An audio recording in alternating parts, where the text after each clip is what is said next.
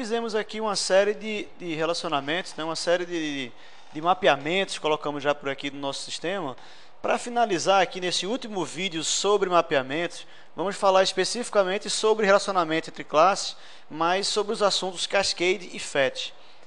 Para fazer isso, eu vou inclusive não só mexer em quem já está criado, mas vou aproveitar e criar uma classe nova que também não foi colocada ainda no nosso projeto, que é essa classe de área reservada aqui. Eu vou criar uma nova classe aqui no modelo, né? New, vamos criar pelo gerador de entidades, New Entity.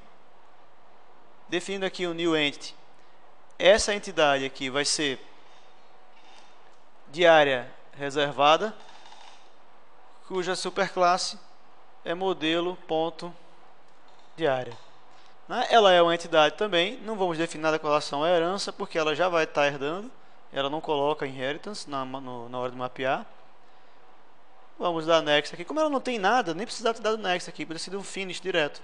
Ela não vai ter nenhuma opção aqui gerada automaticamente, né? Vamos colocar aqui finish, não importa o field ou property também, já que ela não está fazendo nada.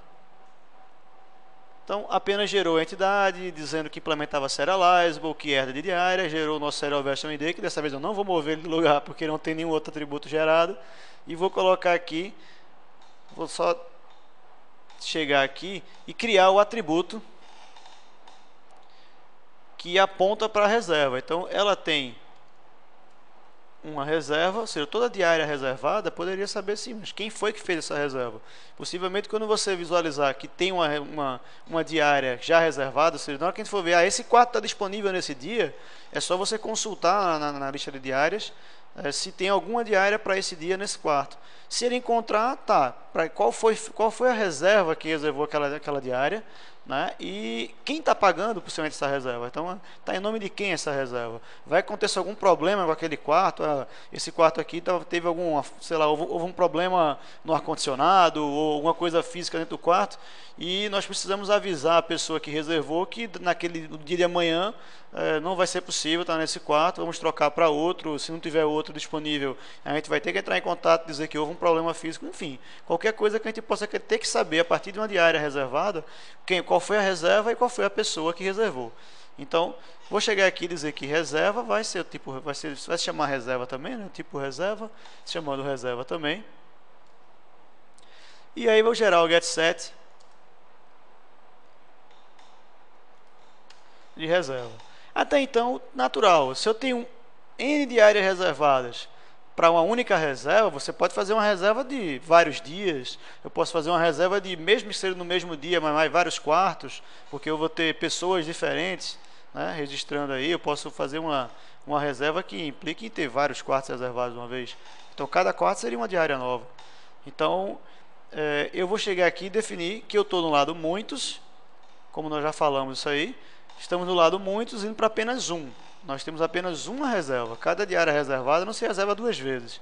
Então, você gerou essa diária reservada aqui por uma única reserva e vamos mapeá-la aqui e vamos dizer quem é o nosso campo, né? Qual é a nossa join column que vai fazer o relacionamento entre diária reservada e reserva. Então, eu vou chamar esse cara aqui de code reserva, já que é o código da reserva que está sendo vinculada a essa diária reservada. Então, a diária reservada nada mais é do que um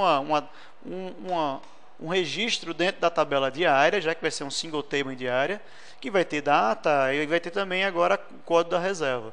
Quando ela for uma diária reservada, esse código não vai estar nulo. Quando ela for uma diária avulsa, certamente esse código vai estar nulo, né? Então, finalizamos aqui o join column, basta isso, e dizer que aumenta o 1. Mas eu fiz questão de colocar a diária reservada porque ela foge um pouquinho ela tem uma característica mais peculiar, ela foge um pouquinho do padrão. Veja o seguinte, vamos falar agora sobre fetch. Fetch é uma técnica de recuperar o objeto do banco de dados relacional. Note uma coisa, sempre que eu quiser buscar uma reserva, toda reserva tem data e valor e tem a coleção de diárias, além de ter o cliente que fez a reserva. Tudo isso compõe o objeto reserva. Mas até que ponto vale a pena eu trazer os valores, o estado dos objetos que estão associados àquela reserva. Então, será que vale a pena, na hora de eu buscar uma reserva, eu já saber quem é a pessoa, que a pessoa que é o cliente daquela reserva, eu já saber qual é a data, valor, já saber qual foi a diária, a coleção de diárias, dessas diárias quais são os quartos, dessas diárias quem são as pessoas que estão hospedadas, então dessa pessoa que fez a reserva, quais as outras reservas que ela tem feito. Então, tudo isso são informações que compõem os objetos associados, é a navegação no grafo do objeto. Então, um objeto, ele não está sozinho, ele está vinculado a outros objetos. Então, eu devo carregar esse que eu quero em questão, mais os outros que estão vinculados a ele, e isso pode, até que ponto, quando vai ser o fim daquilo ali. Então, é sempre uma boa você pensar como é que você vai carregar as demais coisas. Então, geralmente, o padrão do JPA é dizer o seguinte: sempre que eu tenho um relacionamento único, ou seja, não ser um multivalorado, ou seja, vamos chamar de monovalorado, sempre que eu tenho, como no nosso caso, uma diária reservada, tem apenas uma reserva. Sempre que eu tiver um many-to-one, o padrão do many-to-one é sempre carregar também o outro lado. Então, toda diária, por padrão, quando ela é buscada no banco, ela já traz as informações da reserva aqui também, que reservou aquela diária. Então, eu poderia mudar esse padrão aqui. Não é aqui que eu vou mudar, não. Mudar no outro lado. Mas veja, fetch aqui, eu poderia dizer fetch para eager ou lazy. Se eu disser que é eager, eu estou dizendo que sempre que eu carregar uma diária, eu também vou carregar a reserva que está vinculada a ela. Se eu disser que é lazy, sempre que eu carregar uma diária, eu não vou carregar a reserva. Só vou chamar a reserva no momento em que eu precisar dela. Então, na hora que eu fizer um get reserva, ele vai no banco novamente e busca a reserva. Então, de cara, ele não traria. Então, a diferença é essa, para que você não precise carregar valores em demasia quando você não precisa, e para que você também, por outro lado, não acabe precisando ir no banco várias vezes quando você de fato precisar. O padrão de um único valor seria eager, afinal de contas é um valor só. Mas o padrão de uma coleção, que é o lado contrário, que eu vou falar agora, é ser lazy, porque você não vai carregar toda aquela coleção. Imagina que eu tenho um cliente que tem uma coleção de reservas. Sempre que eu quiser trazer o cliente, eu vou trazer todo o histórico de reservas que ele já fez. Se ele já for um cliente que costuma usufruir desse hotel há anos, porque ele é uma empresa que contrata para vários funcionários e já tem um volume grande de reservas efetuadas, então eu vou carregar a informação daquele cliente, eu vou trazer todas as reservas, vou tirar da memória, levantar em memória todas as reservas, fica um negócio meio estranho. Então, no caso aqui, eu não vou mexer nesse fetch aqui, porque o padrão aqui é eager e é isso que eu quero. Sempre que eu tiver uma diária reservada, eu quero saber qual foi a reserva logo de cara. Tá? Aqui eu não vou fazer isso, mas no lado inverso, esse é o momento que eu vou tratar. Lá na reserva, eu ainda não coloquei que reserva tem diárias. Então, eu vou chegar aqui e dizer que reserva vai ter uma coleção não de diária, mas de diária reservada. Afinal de contas, são as diárias reservadas que nós estamos trabalhando aqui. Né? Então, diárias reservadas é o tipo que nós colocamos aqui na collection, vamos chamar de diárias mesmo. Diárias, não, diárias. Chega aqui, diárias. Então, definido aqui, vou gerar o getSet.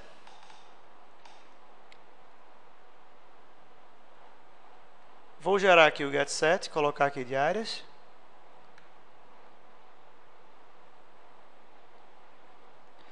E aqui é onde eu vou precisar definir aqui no getDiárias.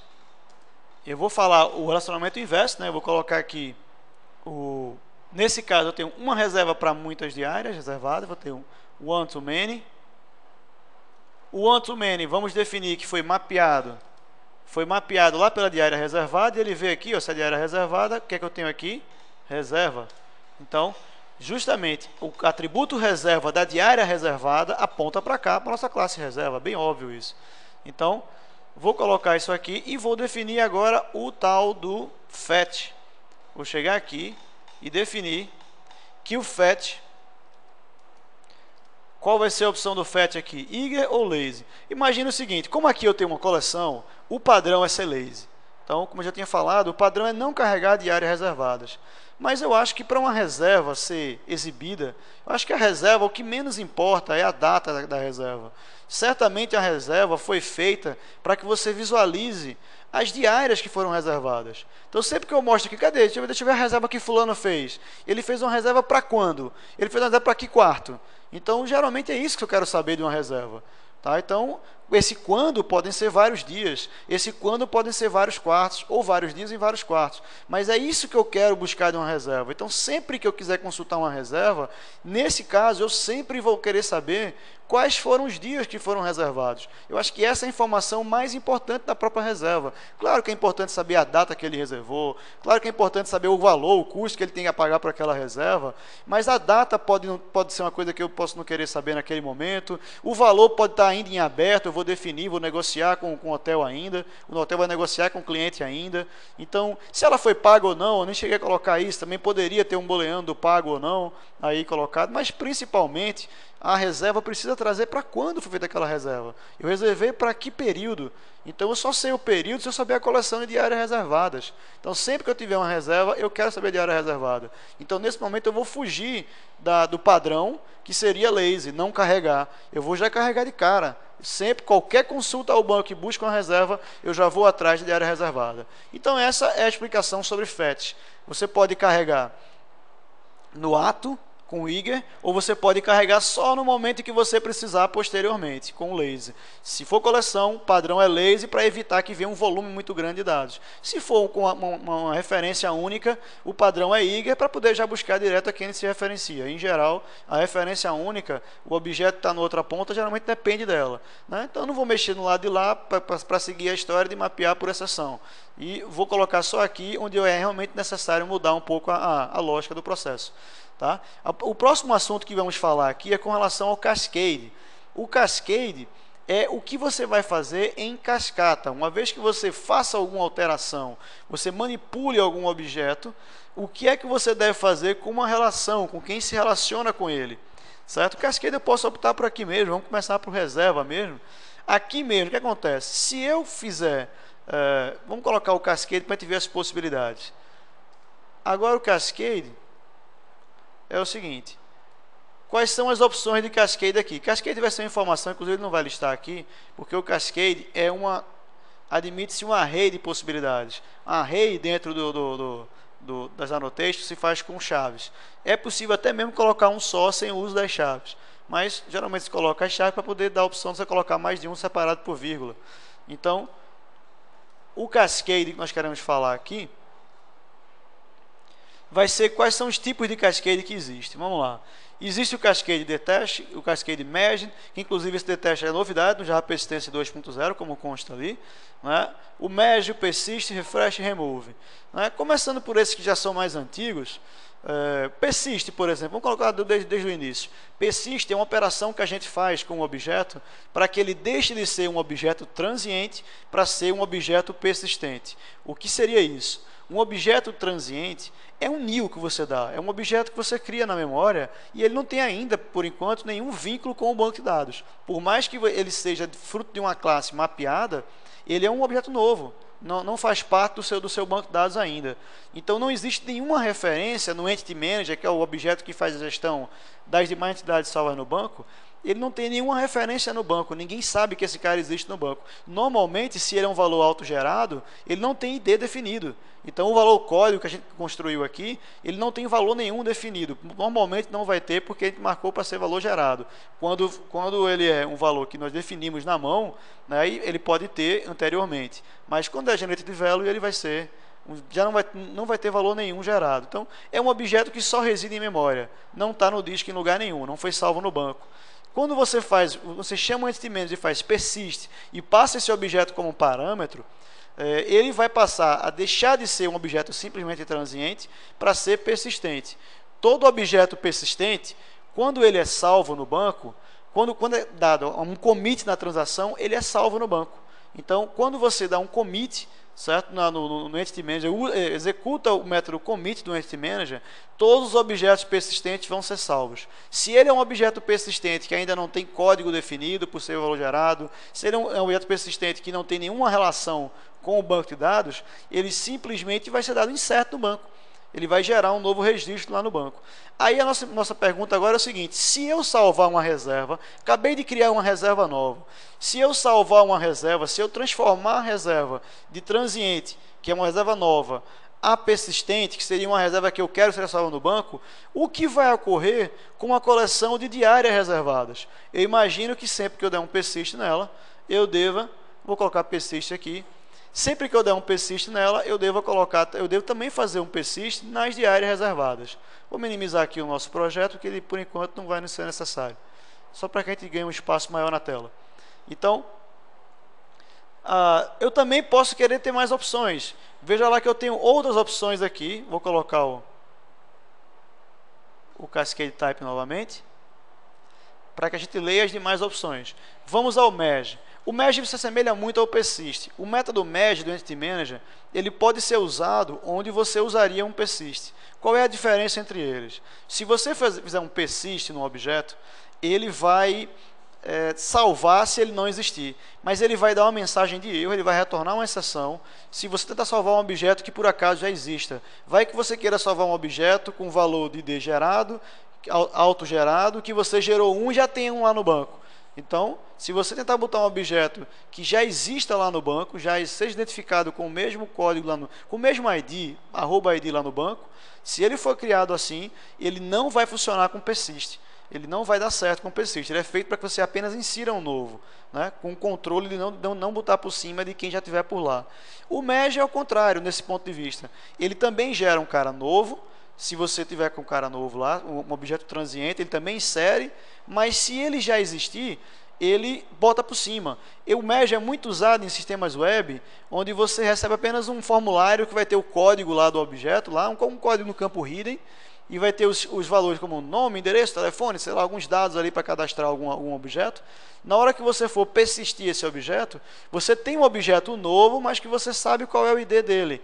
Então, você dá um merge para que ele, em vez de ter que consultar o objeto no banco e alterá-lo para poder depois ele ser salvo, você pode criar um objeto novo, define qual vai ser o código que identifica ele lá no banco e usa o merge, que aí ele simplesmente, em vez de escrever o insert, ele escreve um update e aí atualiza a versão daquele registro lá no banco com os valores do novo objeto que você criou. Então, o merge serve para você persistir objetos que são transientes, mas colocando por cima de objetos que têm o mesmo identificador que eles. Certo? No caso do persist, ele dá um erro para não colocar por cima. Depende da sua necessidade. Caso queira colocar, merge, se não quiser, persist. Se eu quiser também, se eu quiser dar um merge numa reserva, também vai funcionar. Certo? Colocando aqui outro cascade type. Eu vou colocar aqui, além de persist, além de merge, vamos pensar no remove. Remove é para quando você quiser remover, coisa bem básica, né? Integrando referencial. Na hora que eu quiser apagar uma reserva, eu devo apagar as diárias reservadas? Eu acredito que sim, né? Porque se não tem mais a reserva, porque eu vou ter a diária reservada, né? Agora, tem situações que não. Lá no nosso próprio modelo, eu poderia dizer que uma pessoa tem uma coleção de diárias, de reservas efetuadas, e na hora que eu quiser apagar uma pessoa, eu não quero apagar a diária, não. Eu quero dar até um erro, não deixa passar para a pessoa, não. Não vamos apagar uma pessoa que tem reserva efetuada aqui. Ou pode ter situações que eu não queira apagar o outro lado, quero que ele exista, mesmo que o lado que tem a referência para ele seja apagado. Então, mas nesse caso aqui é um caso bem clássico, que se eu quero apagar uma reserva, não faz sentido ter uma diária reservada se não há mais a reserva efetuada, né? Então, remove também seria uma opção para ser feito em cascata.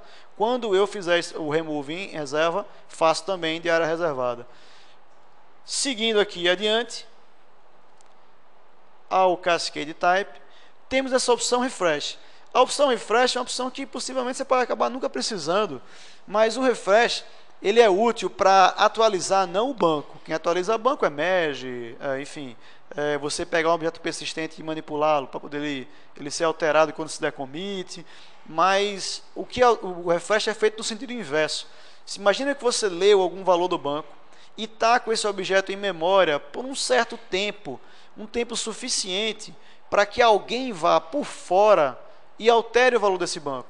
Isso é muito comum em situações de integração de sistema via banco de dados. Eu tenho um sistema que lê o estado de algum registro e um outro sistema que vai lá e altera aquele estado. E eu preciso posteriormente ler esse mesmo registro para saber se ele foi alterado ou não, para poder tomar alguma decisão.